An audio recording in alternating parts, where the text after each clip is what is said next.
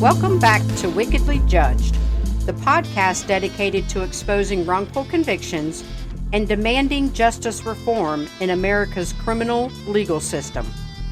I'm Rebecca, your host, and today's episode is the story of Donald Rogan Simpson Jr., a man who has spent more than 33 years locked away in the Missouri prison system for a crime he has always insisted he did not commit.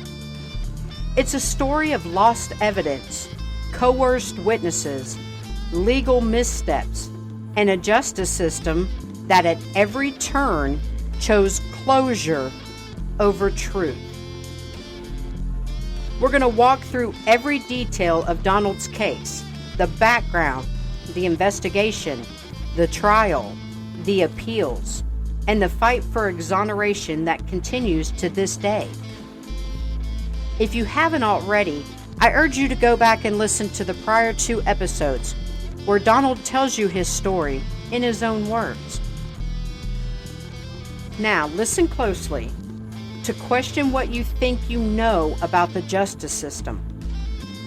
And visit Donald's website, wrongfully-convicted-seekingexoneration.com, to see the documents and evidence for yourself. This isn't just about one man. It's about all of us, because nobody deserves to be in prison for a crime that somebody else committed. So, grab yourself a cup of coffee, get comfortable, and let's dive in. We're going to start from the beginning. Donald was born in West Memphis, Arkansas, and raised in Dallas, Texas area. By his late teens, like most kids during that time, he was traveling the country, working construction and odd jobs, searching for a place to belong. In 1988, he landed in Joplin, Missouri, staying at a homeless shelter, painting houses, and doing what he could to get by.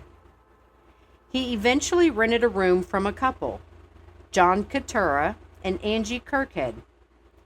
This decision, seemingly mundane, would change the course of his life forever.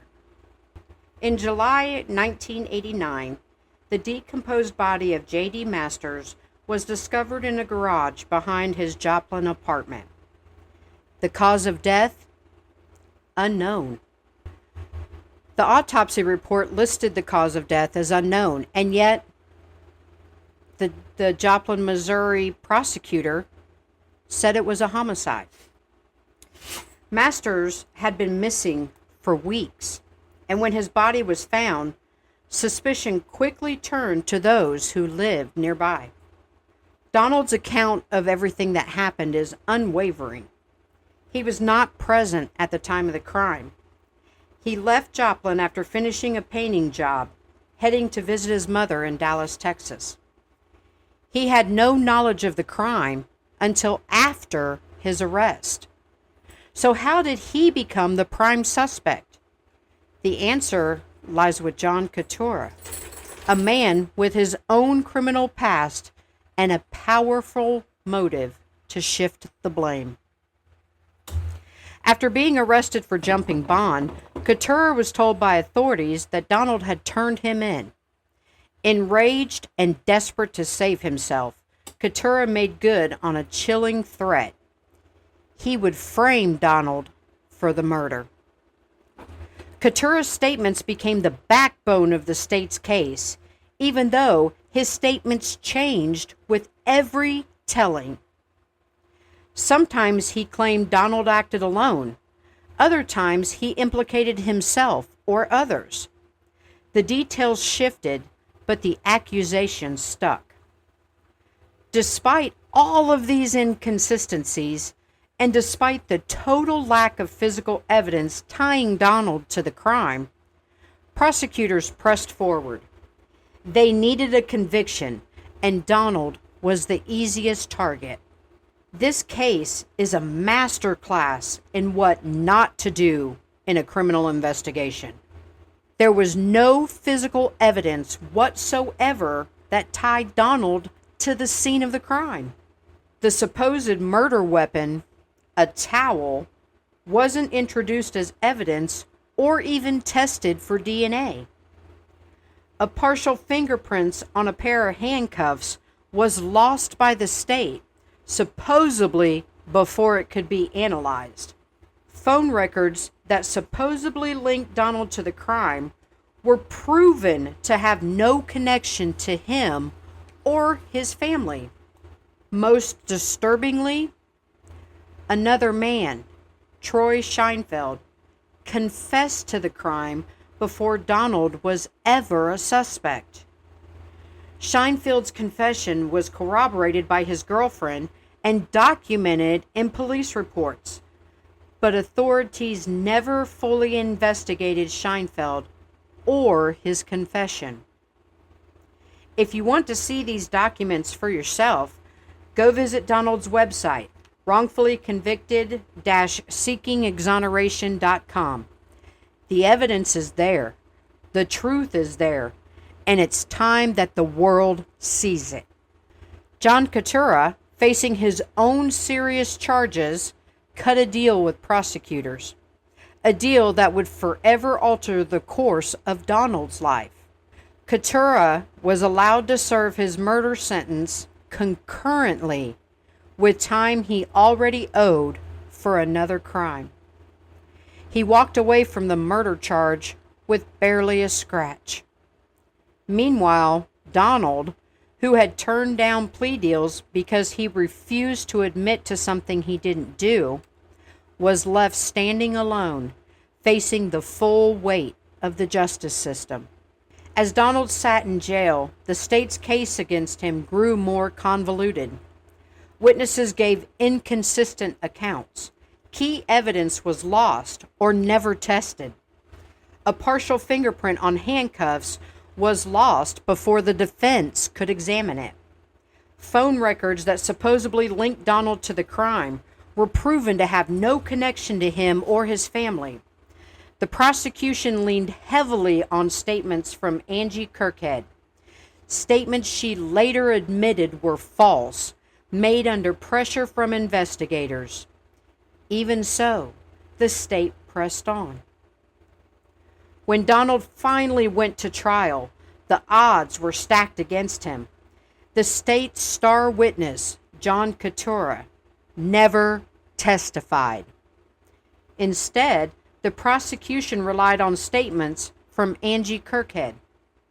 Donald's own attorney promised expert witnesses, promising to call people who could prove his innocence. But when the time came, nobody took the stand for Donald. Not even Donald himself. The jury never heard his side.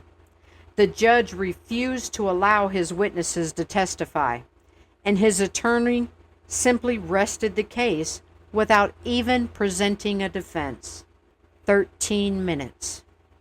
13 minutes is how long the jury deliberated before convicting Donald of first-degree murder. After his conviction, Donald refused to give up. He filed appeals, gathered new evidence, and even uncovered the confession from Troy Scheinfeld that matched details that only the killer could have known, details that the police never released to the public. Still, every single one of Donald's motions has been denied. He spent years researching his own case, compiling the documents, and reaching out to anyone who might listen. He turned down plea deals, refusing to admit to something he didn't do. He has filed motions, gathered evidence, and uncovered proof that the prosecutor's star witnesses lied under oath. In 2023, a comprehensive legal analysis and new evidence, including corroborated third-party confessions, were submitted in a motion to vacate his conviction. Yet, as of today, Donald still remains incarcerated. Donald's story isn't just about the courtroom. It's about what it means to survive inside a system that refuses to admit when it makes a mistake. He's now in Dynamo Community Experience at Northeast Correctional Center, helping others, keeping his mind sharp, and holding on to hope.